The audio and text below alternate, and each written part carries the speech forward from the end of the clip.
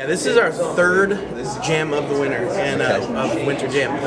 This is our third time out, and we are, every time, it's awesome. It literally is like no other tour. It's a family, and you're out there for almost 50 dates, sometimes 50 plus dates, just touring all over the place. And if you don't love the people, you will by the end of it. Otherwise, otherwise you hate each other. But we haven't hated anybody on Winter Jam, so it's been great. We fell in love with a lot of people. But man, we really do love it, and we're excited to be going back out. And man, I can't say enough how much it is a family, and I think that reflects on stage. When you get up on stage, people can tell that the people backstage, you have to walk the walk, or Bobby, he's a pastor that comes out with us.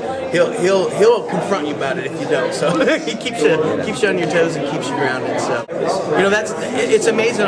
We don't have a road pastor with us. I wish we could, but on Winter Jam they have the pastor that speaks, and also another pastor that's there just to love on people. And that's what's so great is on Sunday we have church together. An artist will lead worship, and a pastor will present the gospel, and you need that. I mean, it's such an important part to fill back into yourself as well as to give it out. And I think that Winter Jam does a great job of filling you up so that you can get back.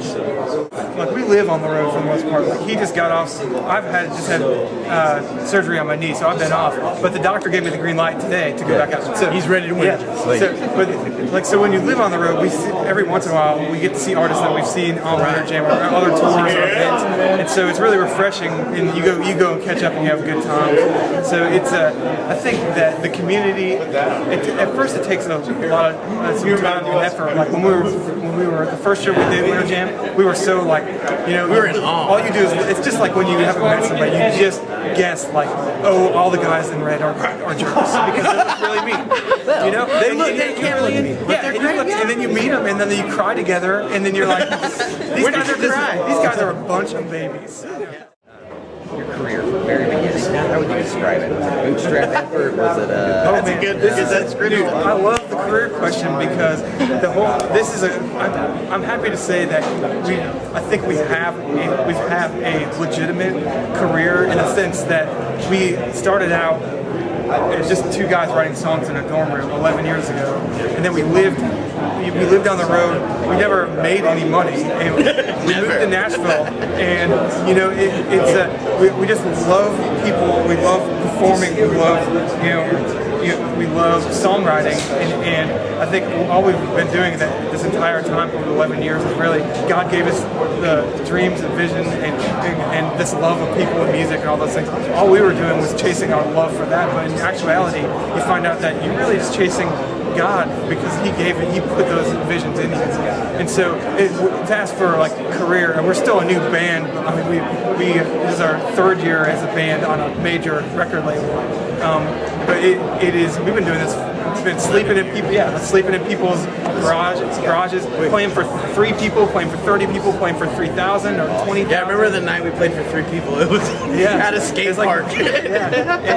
Dude, we literally, the show got moved at the last second, and Joe from Red was in another band at the time. So we were touring with bands, and Joe was there. Man, I love Joe. And we were, the skate park, there was a skateboarder, the promoter, and his wife, and that was it. And the dude skateboarding didn't even care about the music, so we were just like playing for each other. That was in Anaheim, California. Yeah, California. So we did this tour called the Tour of Death.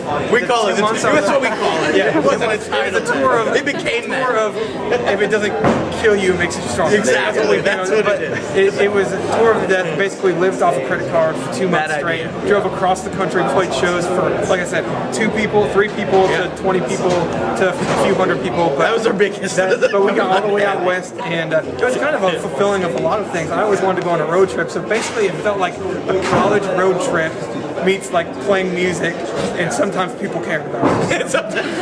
Yeah, but it was a blast, and it taught us that we could go for 2 months straight on the road and do what God made us to do. And amazing things happen and terrible things happen. But that really set us up. But here we are. At the end of that, we were able to say there can't possibly be a worse.